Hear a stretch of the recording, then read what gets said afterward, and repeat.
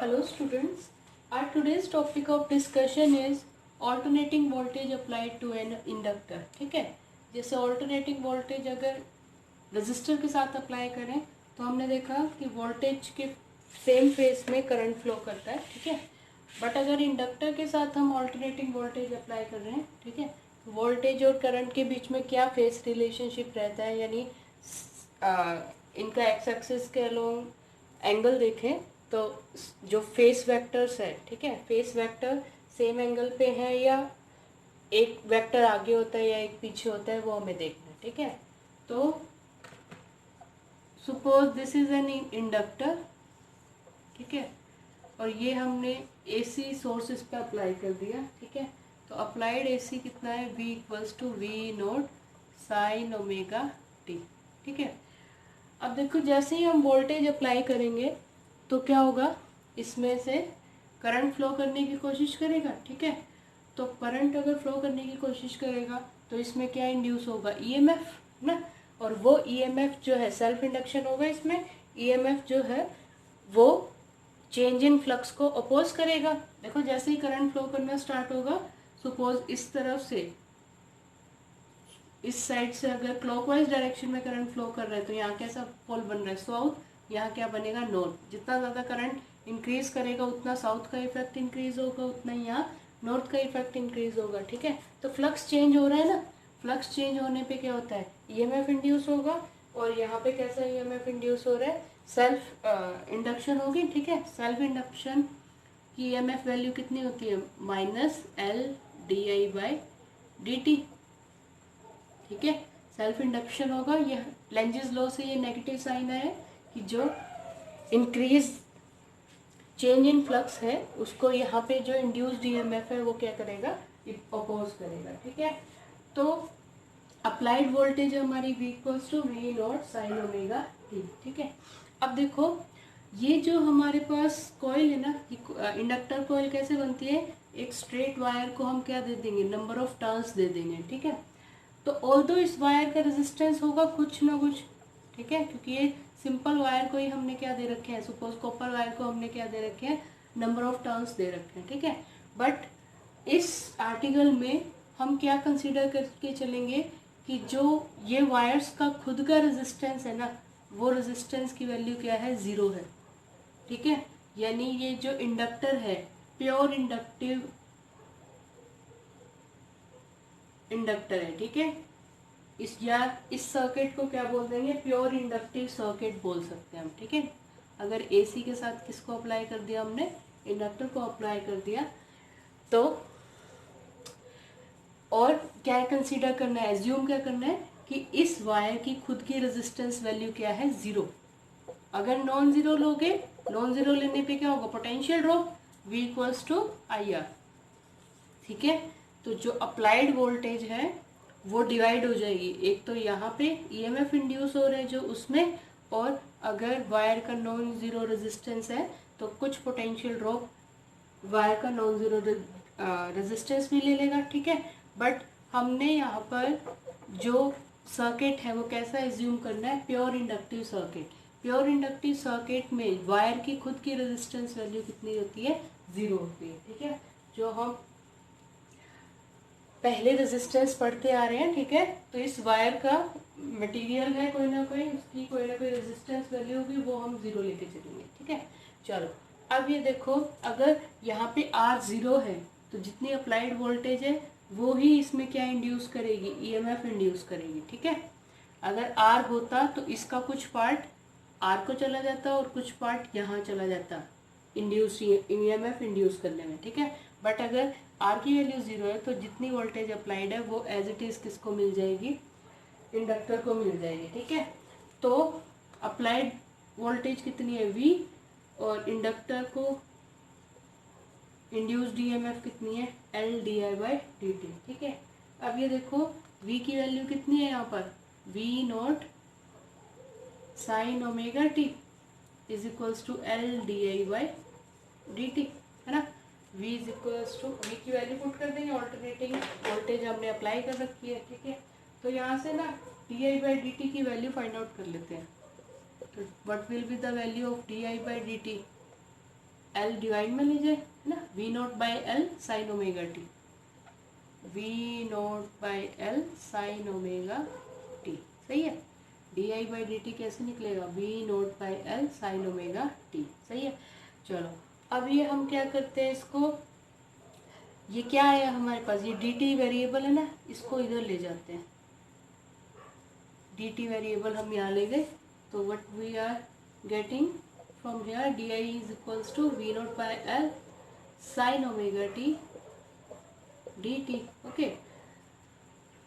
D T था यहाँ denominator में, देखो दोबारा देख लो एक बार कि हमारे पास अप्लाइड ए सी है, ठीक है। ए सी हमने किसके साथ कनेक्ट कर दिया, इंडक्टर के साथ कनेक्ट कर दिया, बट ये सर्किट कैसा है, प्योर इंडक्टिव सर्किट, यानी उसकी खुद की रेजिस्टेंस वैल्यू जीरो है, ठीक है। तो खुद की रेजिस्टेंस वैल्यू जीरो है, तो जितनी पोटेंशियल अप्लाई की है वो एज इट इज़ कहाँ चली जाएगी, यहाँ ईएमएफ इंड्यूस करने में चली जाएगी, तो V इक्वल्स टू क्या आ गया, L D I by D T, ठीक है। तो या यहाँ पे ये इक्वेशन ऐसे भी ले सकते हो कि हम किरचॉफ्स लॉ लगा लें, voltage law, that Kirchhoff's voltage law लगाओ इस सर्किट में, तो क्या होता है Kirchhoff's voltage law, net potential difference across a close loop is zero ना, तो V minus L D I by D T, ठीक है, किरचॉफ्स लॉ से आई है ये equation, is equals to zero. Plus नहीं लेंगे ना, अगर प्लस, वैसे भी यहाँ पे induced EMF change in flux को क्या करेगी, अपोज करेगी, ये चेंज इन करंट को क्या करेगी, अपोज करेगी, सही है, ठीक है। अगर प्लस ले लोगे तो यानी V is equals to negative of this आ जाएगा, ठीक है, जबकि इन दोनों का सम क्या आना चाहिए, जीरो आना चाहिए, और ये किस पे बेस्ड है, law of conservation of energy पे बेस्ड है, ठीक है। चलो तो या तो ऐसे समझ लो कि जो वोल्टेज अप्लाइड है आर जीरो होने की वजह से वो एज इट इज़ किसको मिल जाएगी, इन ईएमएफ इंड्यूस करने में चली जाएगी, ठीक है। या यहाँ पे किरचॉफ्स वोल्टेज लॉ लगा दिया हमने, V minus L D I by D T, potential drop across A close loop क्या होता है, net potential drop across A close loop is zero, तो वहाँ से आ जाएगी ये इक्वेशन, सही है। चलो अब V की वैल्यू पुट कर दी हमने, V naught sine omega T, V की वैल्यू पुट कर दी, V naught sine omega T L D I by D T, D I by D T की वैल्यू फाइंड आउट कर लो, V not divided by L sine omega T D T, okay. Now integrate both side, ठीक है।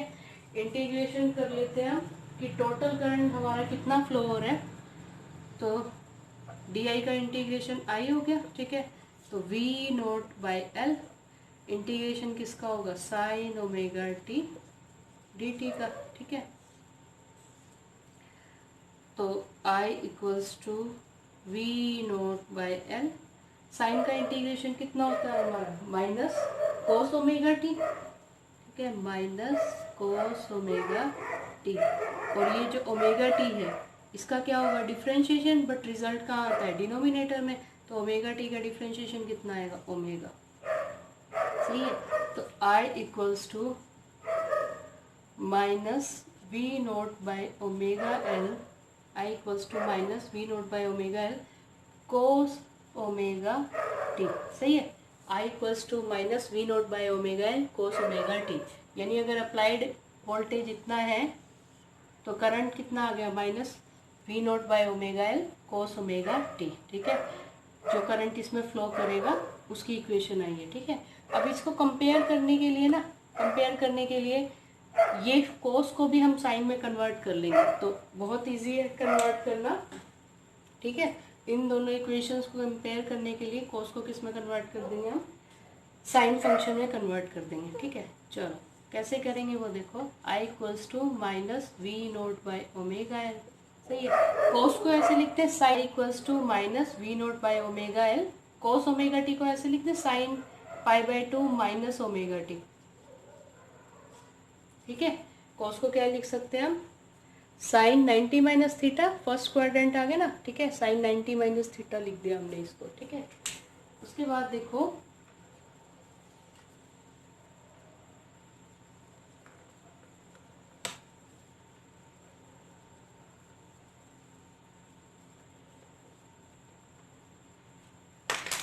चलो ये minus sign भी है ना, I equals to V naught by omega L, अब ये माइनस साइन ना ब्रैकेट के अंदर ले जाते हैं, ठीक है।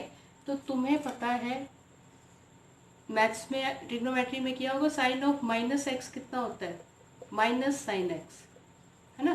तो ये देखो V naught by omega L, ये माइनस यहाँ लिख दिया मैंने सपोज,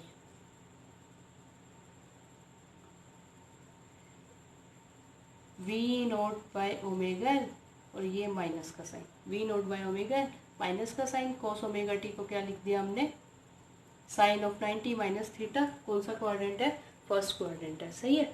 चलो अब ये देखो माइनस साइन, और ये पूरा एक एंगल है हमारा, ठीक है। तो माइनस साइन एक्स को क्या लिख सकते हैं हम, sine of minus X, minus sine X, ये पूरा एंगल एक्स है, ठीक है, उसको क्या लिख सकते हैं, साइन ऑफ माइनस एक्स। यानी ये जो टर्म है ना माइनस साइन एक्स, ये इस फॉर्म में, और इसको हम किस में कन्वर्ट कर सकते हैं, साइन ऑफ माइनस एक्स में, ठीक है। तो ये यानी माइनस साइन अंदर जा सकता है, तो अंदर ले जाओ, इससे क्या आएगा, साइन ऑफ माइनस अंदर लेके जाओगे तो ओमेगा टी हो जाएगा प्लस का माइनस पाई बाय 2, ठीक है। तो अप्लाइड वोल्टेज ये है हमारे पास, V equals to V naught sine omega T, और जो करंट फ्लो कर रहे हैं वो कितना आया, V naught by omega L sine omega T minus pi by 2, ठीक है। तो इसको क्यों कन्वर्ट कर रहे हैं हम, ताकि कंपेयर करना क्या हो सके, इजी हो रह सके, ठीक है। तो दोबारा देख लो एक बार, ये अप्लाइड एसी था, ठीक है। प्योर इंडक्टिव सर्किट होने की वजह से क्या होगा, जितनी वोल्टेज अप्लाइड है किया हमने वो ईएमएफ इंड्यूस करने में चली जाएगी, सही है। डी आई की वैल्यू निकाल लो यहाँ से, डी टी इधर, V naught sine omega T D T L divide में, फिर कुछ नहीं किया, इंटीग्रेशन किया, नेक्स्ट स्टेप में डी आई का इंटीग्रेशन आए, सही है। V naught by L sine omega t का integration minus cos omega T, और ओमेगा टी का डिफ्रेंशिएशन का रिजल्ट डिनोमिनेटर में आ जाएगा, सही है। तो करंट कितना आ गया हमारे पास, minus V naught by omega L cos omega T, ठीक है। V naught by omega L minus अंदर sine pi by 2 minus omega T, ठीक है, sine pi by 2 minus omega t लिख सकते हैं ना इसको। कोस ओमेगा टी को क्या लिख दिया हमने, sine pi by 2 minus omega t, sine 90 minus theta, cos 90 पे साइन किस में कन्वर्ट हो गया, cos, angle as it is omega T, सही है। उसके बाद देखो फिर यहाँ पर आगे स्टेप पे वी नोट, ये माइनस साइन एक्स की फॉर्म में है, तो इसको क्या लिख देंगे, साइन ऑफ माइनस एक्स, तो माइनस साइन अंदर ले जाओ, माइनस अंदर ले जाओगे तो ओमेगा टी प्लस का हो जाएगा, और माइनस पाई बाय 2, ठीक है। तो देखो V equals to V naught sine omega T, और करंट क्या है हमारे पास, sine omega T minus pi by 2, सही है। तो यानी जो करंट है वो वोल्टेज से 90 डिग्री पीछे चल रहा है, यानी अगर वोल्टेज अगर अभी मैक्सिमम हुई है तो करंट कुछ टाइम के बाद क्या होगा, मैक्सिमम होगा, ठीक है। तो वोल्टेज लीड कर रही है इंडक्टर में, करंट क्या हो रही है, उसके पीछे चलेगा, current lags behind the voltage, ठीक है, and voltage leads the current, current is lagging behind the voltage, ठीक है। ये जो इक्वेशन है इसको और थोड़ा सा मॉडिफाई कर लेते हैं,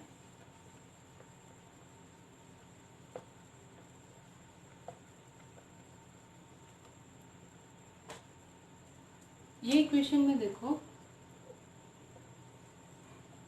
I equals to V naught by omega sine omega T minus pi by 2, ठीक है। तो ये देखो ये जो है यहाँ पे क्या आना चाहिए, करंट की पीक वैल्यू, ठीक है। तो ये क्या हुआ हमारे पास,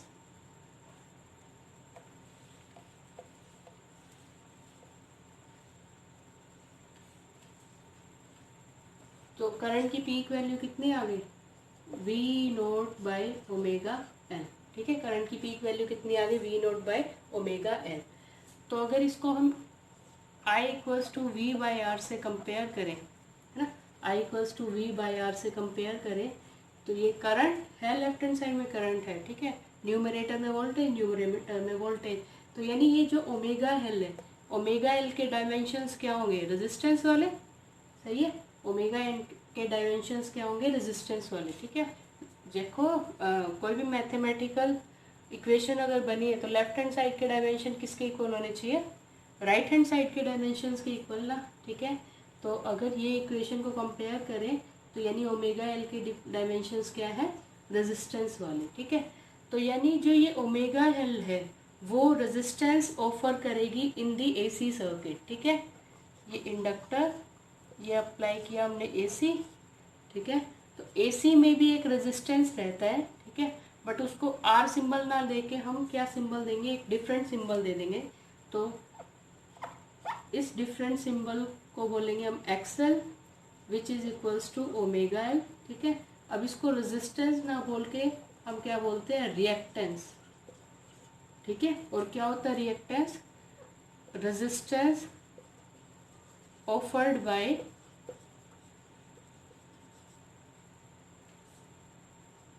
या resistance offered to AC current, ठीक है, resistance offered to alternating current, ठीक है। जैसे सिंपल रेजिस्टेंस का क्या काम होता है, वो करंट के फ्लो को अपोज करता है ना, करंट के फ्लो को अपोज करता है। उसी तरह से AC के फ्लो को कौन अपोज करेगा, रिएक्टेंस अपोज करेगा, ठीक है। AC के फ्लो को कौन अपोज करेगा, रिएक्टेंस अपोज करेगा। तो this topic is not completed yet. Okay, in the next video we will discuss about the phasor diagram and more about this reactance also. Okay, thank you.